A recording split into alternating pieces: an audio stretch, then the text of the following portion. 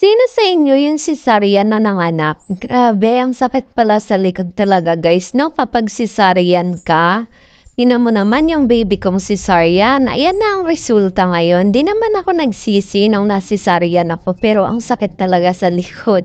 Lalo na kapag marami kang gagawin, nakakapagod, tapos iintayin mo talaga yung sakit.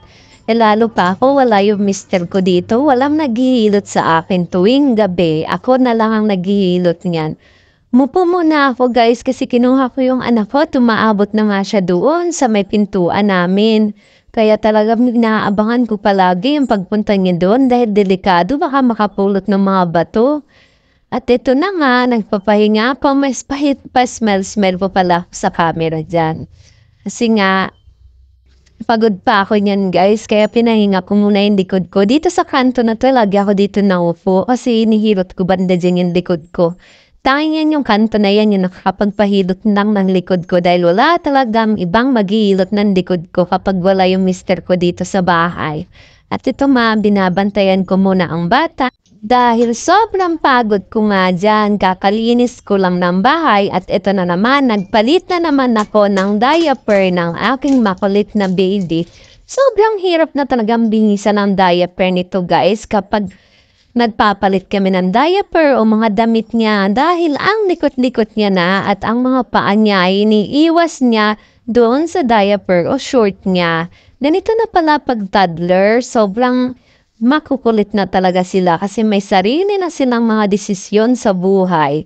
At yan na nga, natapos na ako, humiga muna ako dahil sobrang sakit ng likod ko kapag nakayupo ako kahit kaunting yuko lang masakit na. Ganito rin ba kayo mga CS mom? Pero natatanggal naman ang sakit ng likod ko tuwing nahalikan at nayayakap ko ang cute kong anak na napakakulit. Okay na ako sa ganito. Basta malambing ko lang siya, nakakawala ng pagod. Oo, bumabalik yung sakit. Tinitiis ko lang, hinihilot-hilot ko lang at sumasandal ako sa kanto ng dingding na to para dito po ihilot ang likod ko habang nakaupo. Dahil na malayo si mister, walang maghihilot ng likod ko.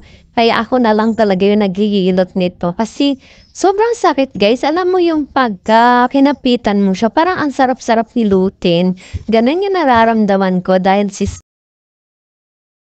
hindi ko alam kung ganito din ba yung nararamdaman ng ibang cesarean mother. Basta ako, ito yung nararamdaman ko tuwing malamig ang panahon.